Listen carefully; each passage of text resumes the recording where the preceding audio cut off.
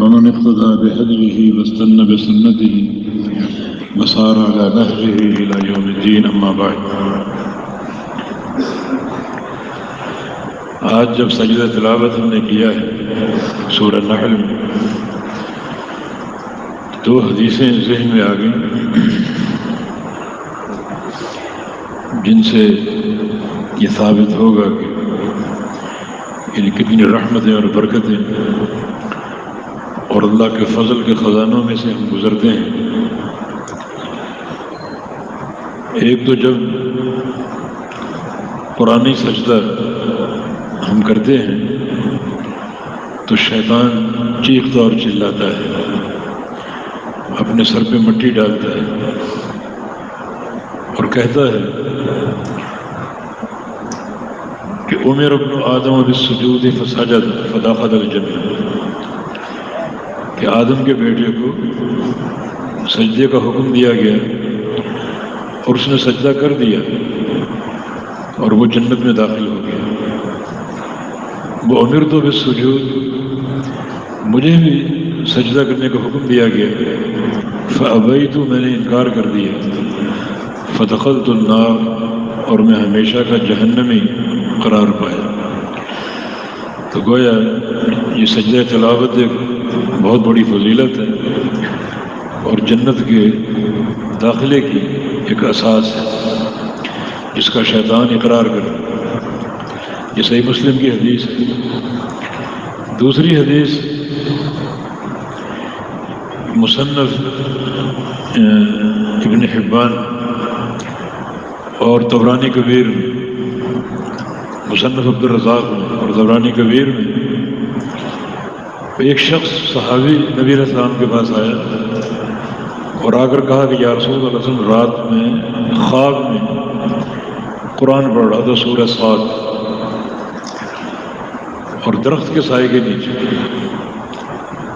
جب سورہ صاد کا سجدہ آیا تو میں نے سجدہ کیا تو میں نے دیکھا کہ درخت بھی سجدے میں گرا ہوا، وہ بھی سجدہ کر رہا،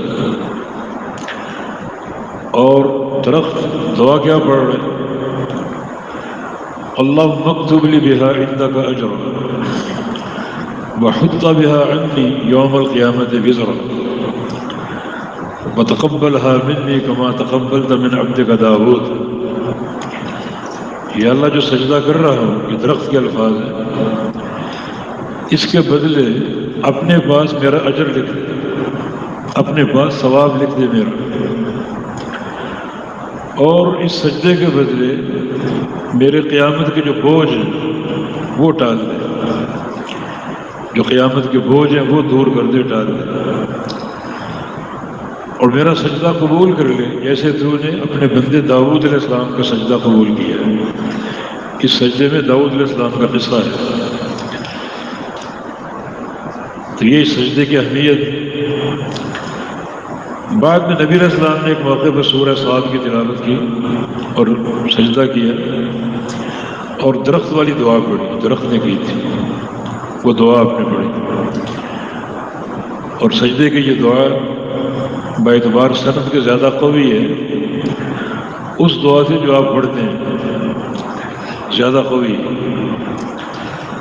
تو یہ سجدہ تلاوت کا سجدہ، میری کتنی اس میں اہمیت ہے، کتنی اس میں برکت ہے، کتنی اس کی عظمت ہے، جنت کے وعدے ہیں، قیامت کے بوجھ اس سے ٹل جائیں گے اور اللہ اپنے پاس اجر لکھے گا اس سجدے کا۔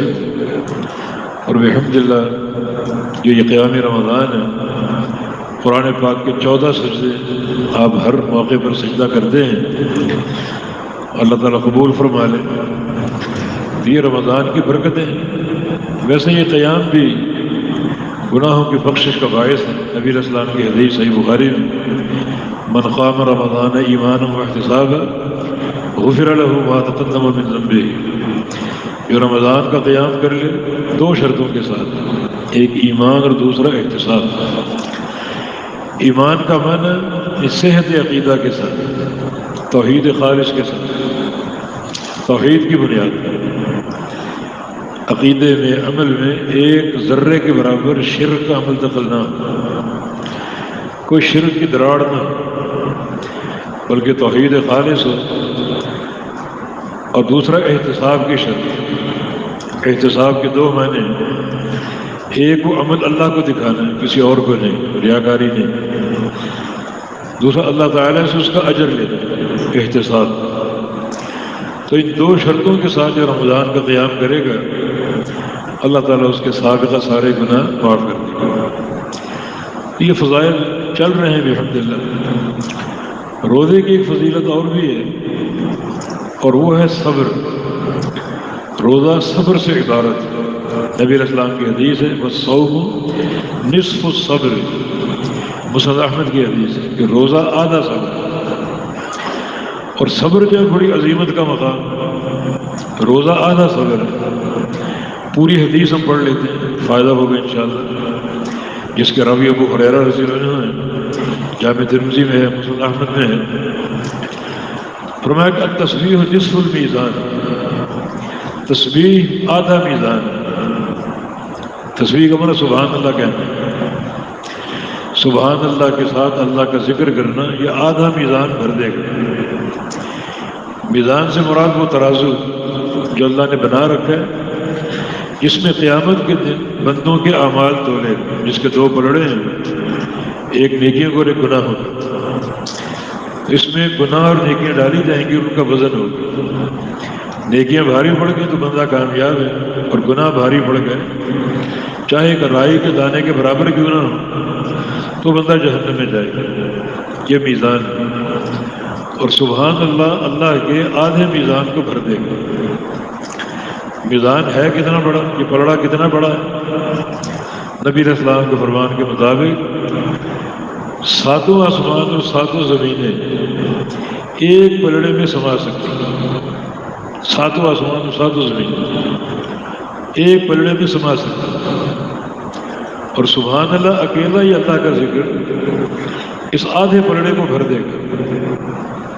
تصور کریں یہ آسمان کتنے وسیع ہیں، زمینیں کتنی بڑی ہیں، اور جہاں یہ 7 آسمان اور زمینیں سما جائیں، کتنا بڑا وہ میزان ہو۔ تو آدھا میزان بھر جائے گا سبحان اللہ کے عقیدے سے۔ خالی تلفظ نہیں ہے، ہم بندے ہیں اللہ کے، طوطے نہیں ہیں کہ بس رٹنا شروع کر دیں اور معنی معلوم۔ طوطا چوری چوری کرتا ساری زندگی، اور اس کے سامنے چوری کے ڈھیر لگا دیں، اسے پتہ ہی نہیں کیا چاہیے، صرف تلفظ ہے، چوری کا معنی معلوم نہیں۔ تو سبحان اللہ صرف تلفظ نہیں ہے، یہ ایک کلمہ ہے، ایک منہج، ایک دعوت، ایک پیغام، عقیدہ۔ بغیر فہم کے یہ معتبر نہیں ہوگا۔ تو سبحان اللہ یہ تنزیہ کا کلمہ، اللہ تعالیٰ کی پاکیزگی، اللہ پاک ہے ہر عیب سے، ہر نقص۔ اور اللہ کی جناب میں جو سب سے بڑا نقص لوگ منسوب کرتے ہیں، وہ اللہ کا شریک مقرر کرنا، اللہ کا شریک مقرر کرنا۔ کتنے انبیاء آئے، ان سارے انبیاء سے لوگوں نے بہادرائی کی شرک کے ساتھ، توحید قبول نہیں کی، اور شرک کے ساتھ انبیاء کے سامنے کھڑے ہو گئے۔ سارے انبیاء کو اس جہالت کا سامنا کرنا پڑا، اس بدعقیدگی کا سامنا کرنا پڑا۔ خود محمد رسول اللہ صلی اللہ علیہ وسلم مشرکین مکہ کتنا شرک پر جمے اور ڈٹے ہوئے تھے، اور پوری زندگی آپ نے مقابلہ کیا۔ مکہ کے 13 سال دعوت کی صورت میں، مدینہ کے 10 سال جہاد کی صورت میں، یہ 23 سالہ نبوت کا دور ہے، اور انت تک آپ نے محنت کی۔ اور اس محنت کا ثمر کیا تھا؟ بیان توحید اور شرک کا مقابلہ۔ مشرکین مکہ نے کسی شرک کے ساتھ آپ سے پوری زندگی بہادرائی اختیار کی، اور فرق کتنا تھا؟ فرق اتنا تھا کہ جب بیت اللہ کا طواف کرتے تو تلبیہ کیا پڑھتے؟ لبیک اللہم لبیک لا شریک لک لبیک، تیرا کوئی شریک نہیں، کہ ہمارا تلبیہ، اللہ کے رسول کا تلبیہ۔ ابو جہل تلبیہ کیا پڑھتا تھا؟ لبیک اللہم لبیک لا شریک لک لبیک الا شریکا تملکہ ما ملک۔ یا اللہ میں حاضر، ابو جہل کہہ رہا ہے میں حاضر ہوں، تیرا کوئی شریک نہیں سوائے اس شریک کے جس کا تو مالک ہے وہ مالک نہیں. یہ فرق بس. الا شریکن اس لفظ کا فرق. ابو جہل الا شریکن کہہ رہے کہ سوائے فلاں شریک کے. ہم الا شریکن نہیں کہہ رہے. اس ایک جملے کے نفی اور اس بات پر یہ 23 سالہ محاذ رہے اور اسی جاہلیت کا سامنا ہر نبی نے کیا. اب سبحان اللہ کیا ہے؟ سبحان اللہ کا معنی اللہ پاک ہے ہر شرک سے. قوم نوح سے شرک کا آغاز ہوا، اللہ پاک. ہر نبی نے دعوت دی اور قوموں نے محاذرائی کی اپنے شرک کے ذریعے.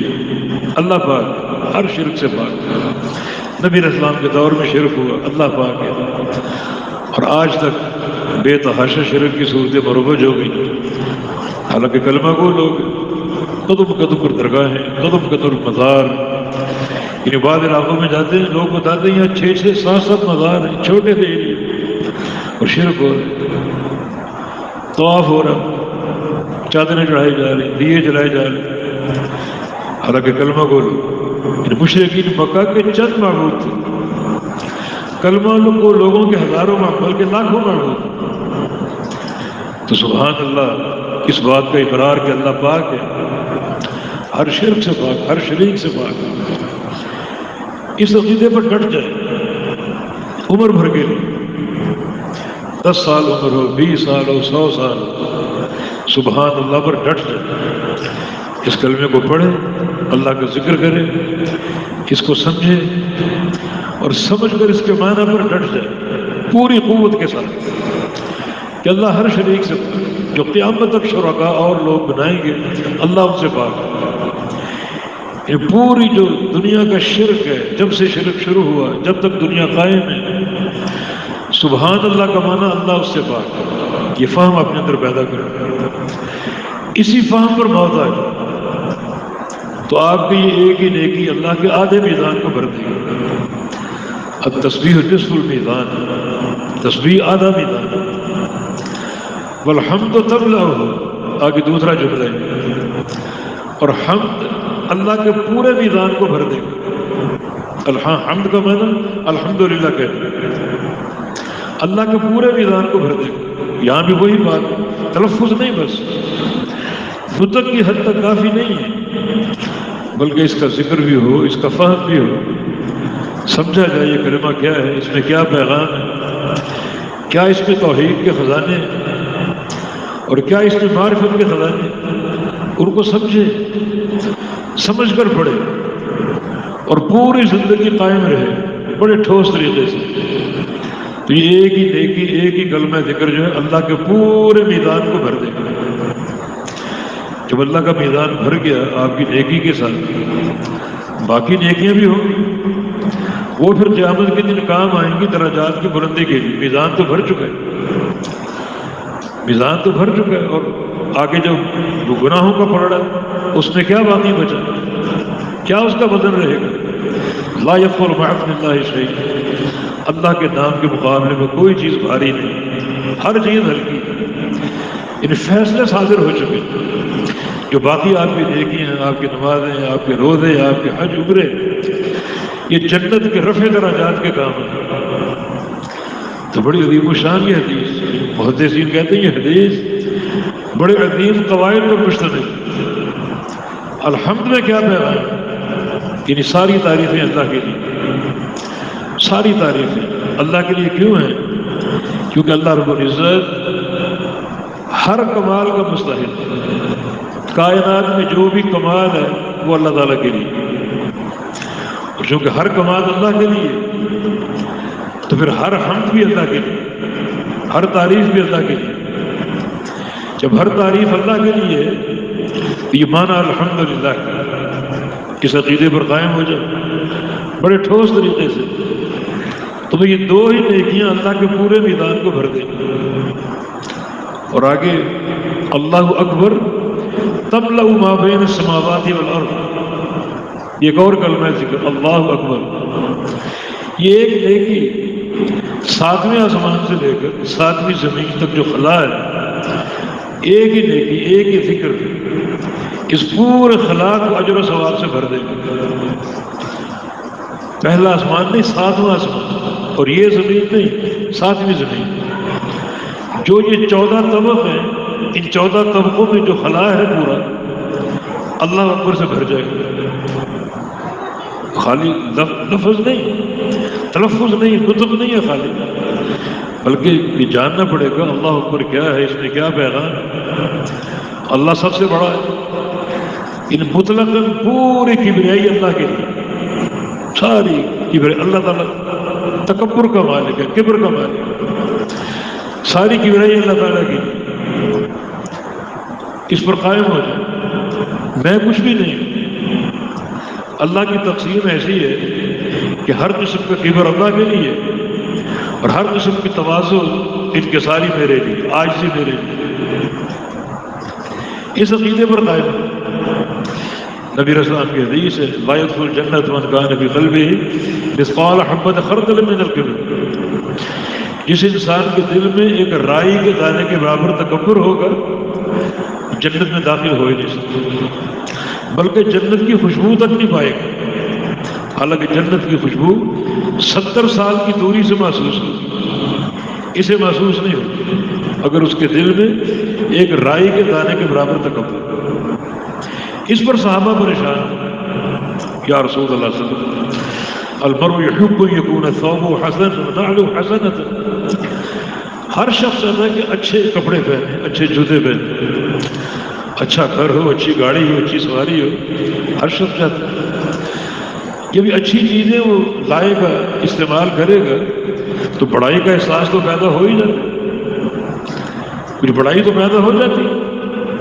اور آپ نے کیا فرما دیا کہ بڑائی ایک رائی کے دانے کے برابر ہوگی تو جنت کا داخلہ نہیں ملے گا. ہم تو پریشان ہو گئے. فرمایا کہ یہ تکبر نہیں ہے، اچھا پہننا، اچھا کھانا، اچھا گھر، اچھی سواری، یہ تکبر نہیں، یہ جمال ہے، تحدیث نعمت. اللہ اگر کسی بندے کو نعمت دے تو اللہ چاہتا ہے کہ میری نعمت کے آثار بندے پر نظر آئے. یہ نہیں کہ بینک میں کروڑوں روپے پڑا ہوا اور پھٹے پرانے کپڑے پہنے، استعمال نہیں کرے، جوتے ٹوٹے ہوئے، سواری ہلکی بہت. بینک میں پیسہ پڑا ہے، اللہ کی نعمت، اس کا اظہار ہونا چاہیے. ہاں اظہار پہ تکبر کا پہلو نہ ہو، جمال کا پہلو. یہ تکبر نہیں، یہ جمال ہے. اللہ کو پسند ہے، اللہ خود جمیل ہے اور جمال کو پسند کرتا ہے. پھر تکبر کیا ہے؟ وہاں کے تکبر 2 چیزوں کا نام، الکبر بطر الحق و غمط الناس. سن لیجیے، ایک ہے حق واضح ہو جائے اور اس کا انکار کر دیا. آج یہ تکبر کی صورت بہت عام ہو چکی، قدم قدم پر جو مذاہب اور قوم برادری، باپ دادا اور پیر و مرشد کی باتیں، حق واضح ہوتا ہے اور انکار کرتا ہے. یعنی صحیح بخاری کھول کر دکھا رہے، اللہ کے نبی کی حدیث ہے، اللہ کے نبی کا فرمان ہے، مگر جو گھٹی میں جو باتیں ڈالی ہوئی لوگوں نے، باپ دادا نے اور مولویوں نے، اس سے انسان ٹس سے بس نہیں، وہ چھوڑنے پر تیار نہیں. ہمیں اس کا تجربہ ایک بار حج کے موقع پر ہوا. ہمیں گروپ میں تھے اور لوگ پتہ نہیں کیا کچھ کر رہے حج کے نام سے، خرافات، بدعات. انہیں دکھا رہے ہیں، بخاری میرے پاس تھی، اللہ کے نبی کا طریقہ، پڑھ رہے ہیں، دیکھ رہے ہیں، قبول نہیں کر رہے. یہ تکبر کی بڑی بھیانک صورت ہے. الکبر بطر الحق. حق آپ نے دیکھ لیا اپنی نگاہوں سے، پڑھ لیا، سن لیا، پھر اس کو قبول نہیں کر. اے انسان کتنی جرت ہے تیرے. حق کس چیز کا نام؟ حق اللہ کی وحی کا نام. اللہ کی وحی 2 چیزوں سے عبارت ہے، قرآن اور حدیث. وانزل اللہ علیہ الکتاب والحکمہ. اللہ نے آپ کو 2 چیزیں بتا رہی، قرآن اور حدیث. تو کس چیز کا انکار کریں؟ کس سے بہادرائی اختیار کریں؟ کس کے ساتھ ڈٹ کے کھڑے ہو چکے؟ اللہ کی وحی کا مقام کیا ہے؟ صرف اللہ تعالیٰ کوئی فیصلہ صادر کرنے کا ارادہ فرماتا ہے، فرشتوں کو خبر ہو جاتی کہ اللہ کو فیصلہ صادر فرمانا چاہتا ہے. فرشتے اس خبر سے بھی ہوش ہو گئے اللہ کے فیصلے کی اہمیت اور حیبت. صرف فرشتوں کو خبر ہوئی کہ اللہ کوئی فیصلہ جاری کرنے والا ہے، فرشتے بھی ہوش ہوتے، آہستہ آہستہ ہوش آتی، ماذا قال ربکم، اللہ نے کیا فیصلہ کیا، قالوا الحق، اللہ کا فیصلہ حق ہے، جو فیصلہ وہ حق ہے ہمارے لیے مطلقاً قابل قبول، یہ اللہ کے فیصلے کی حیبت ہے۔ اب وہ فیصلے نیچے آتے ہیں نبی علیہ السلام تھے، اللہ کے رسول تھے، نیچے کیسے آتے ہیں؟ جبریل امین اس کو لے کر آتے ہیں، اور کیسے لاتے ہیں؟ چاروں طرف ملائکہ کا ہجوم، نور ہی نور پھیلا، اللہ کا فیصلہ اوپر سے آ رہا ہے، جبریل امین لا رہے ہیں، چاروں طرف فرشتوں کے جھمپٹے، ایک جمع غفیر ملائکہ کا، آگے پیچھے دائیں بائیں، اور پھر وہ فیصلہ نبی علیہ السلام کے قلب اطہر پر اترتا ہے۔ اللہ کے سے پوچھا گیا جب وحی اترتی ہے اس وقت منظر کیسا ہوتا ہے؟ فرمایا کہ فی مثل فلاق صبح، چاروں طرف صبح کا اجالا ہو، وحی کا رات کو آئے، آدھی رات کو آئے، تاریک رات میں اترے، لیکن جب اتر رہی ہوتی چاروں طرف جو ہے وہ صبح کا اجالا ہوتا ہے، پھیلا ہوتا ہے، نور ہی نور۔ اب یہ فیصلہ نیچے پہنچ گیا، اوپر ملائکہ کی کیفیت کیا تھی اور فیصلہ اترنے کی کیفیت کیا ہے؟ ملائکہ کا ہجوم، نور ہی نور۔ اب وہ فیصلہ اللہ کے نبی نے بیان کر دیا، صحابہ نے سنا، آمنا مصدق، قبول کر لیا، قبول کر لیا، ہر طرف تسلیم ہے، رضا ہے۔ چلتے چلتے یہ فیصلہ ہم تک پہنچا، اتنے ڈھیٹ لوگ ہم، اتنی جرت کہ ٹھیک ہے یہ فیصلہ ہے مگر میری برادری کے خلاف، میرے باپ دادا کے خلاف، پیر صاحب کے خلاف، میرے مولوی کے خلاف۔ یہ کبر کی بھیانک صورت، اگر یہ کیفیت ایک رائی کے دانے کے برابر ہے جنت کا داخلہ نہیں ملے گا۔ الکبر بطر الحق، کبر کی چیز کا نام ہے حق واضح اور اس کا انکار کر دیا۔ اللہ کے فیصلے کی شان کیا ہوتی ہے؟ دیکھیں ایک حدیث ہے، اللہ تعالیٰ نے جب یہ فیصلہ فرمایا کہ قیامت قائم ہوگی سور پھونکنے کے ساتھ، اللہ نے سور تیار کر دی جس میں پھونکا جائے گا اور قیامت قائم ہوگی۔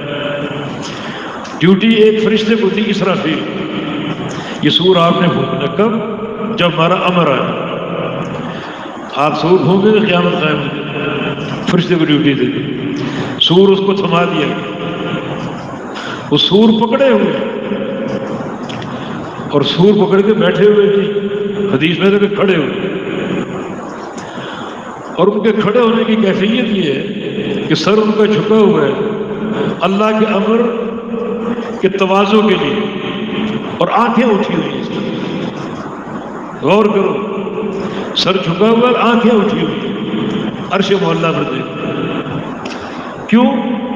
کھڑے ہیں مستعد، یہ نہیں کہ لیٹ جاؤ یہ تو صدیوں بعد قیامت آئے گی، نہیں، کھڑے ہیں اس وقت، سور ان کے منہ میں دبا ہوا ہے، سر جھکا ہوا ہے تواضع میں، آنکھیں اوپر کو اٹھی ہوئی، یوں ایسا نہ ہو کہ اللہ کا امر آ جائے اور اللہ کے امر کی تعمیل میں ایک پلک جھپکنے کی دیر ہوئی، پلک جھپک، یہ ملائکہ ان کی قوت آپ دیکھیں، ان کی عظمت آپ دیکھیں۔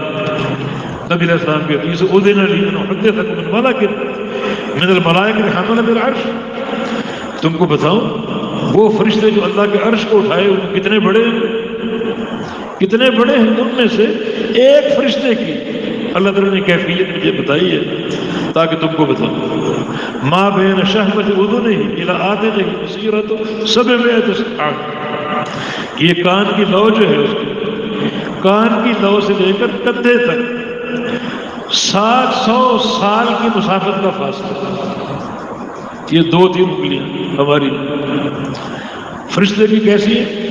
اس کان کی لو سے لے کر کندھے تک 700 سال کی مسافت کا فاصلہ، 700 سال ایک بندہ سفر کرتا جائے، کتنا فاصلہ طے کرے گا، کتنا فاصلہ اس کے کان کی لو سے لے کر کندھے تک۔ یہ ان کی عظمت، یہ ان کی ہیبت، یہ ان کی جسامت اور قدامت، اور یہ ان کے خوف کا حال، کھڑا ہے منہ میں سور دبائے کھڑا ہے، آنکھیں عرش معلیٰ پر اور سر جھکا ہوا خوف اور تواضع۔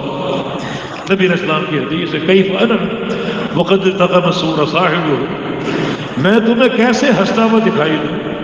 مجھے یہ بات معلوم ہے کہ سور پھونکنے والا فرشتہ اپنے منہ میں سور دبائے کھڑا ہے اور اللہ کے امر کا انتظار کرتا ہے۔ تو دیکھو یہ ملائکہ کا خوف اور ان کی عظمت اور ان کی ہیبت اور ان کی اطاعت کا عالم، ایک طرف انسان کی جرت ہے، اللہ کے فرامین آ رہے ہیں، اللہ کے رسول کی باتیں آ رہی ہیں، وہ بھی اللہ کی وحی ہے۔ ڈٹائی سے کہتا ہے کہ ہمارے خاندان میں ایسا نہیں کرتا، یہ تمہارے ہاں اور یہ ہمارے ہاں۔ کہ دین کو شطرنج کا کھیل بنا دیا، یہ موہرا آپ کو اور یہ میرا، شطرنج کا کھیل ہے دین۔ دین حقیقت واحدہ کا نام، اللہ کی وحی کا نام، تو اللہ کا خوف ہونا چاہیے۔ یہ کیفیت اگر ایک رائی کے دانے کے برابر ہے تو جنت کا داخلہ نہیں ملتا۔ اور تکبر کی دوسری صورت کیا ہے؟ بغض الناس، لوگوں کو دھتکارنا، لوگوں کو حقیر جاننا، کسی بھی بنیاد، کسی کو علم کا ذان ہوتا ہے، کسی کو مال کا نشہ ہوتا ہے، کسی کو طاقت کا، کسی کو صحت کا نشہ ہوتا ہے، کسی کو برادری کا کہ میرا خاندان اونچا، تمہارا خاندان گھٹیا۔ اس سوچ پر لوگوں کو دھتکارنا، لوگوں کو حقیر جاننا، یہ بھی تکبر ہے۔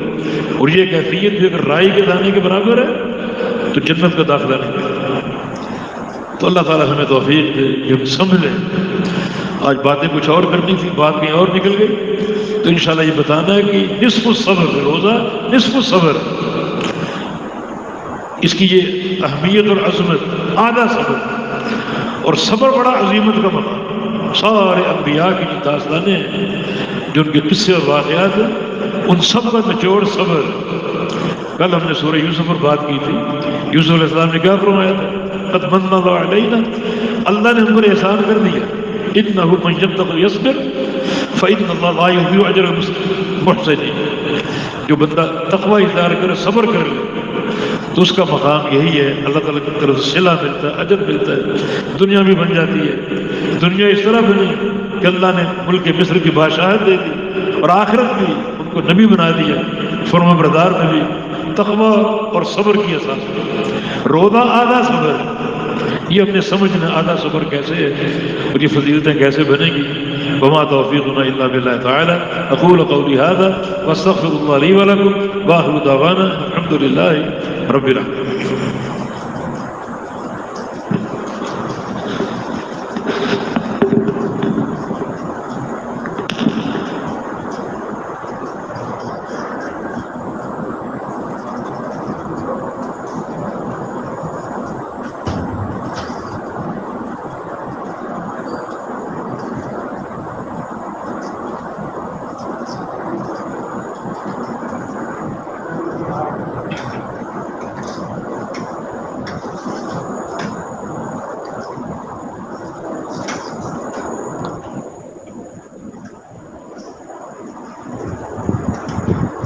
جزاک اللہ خیر۔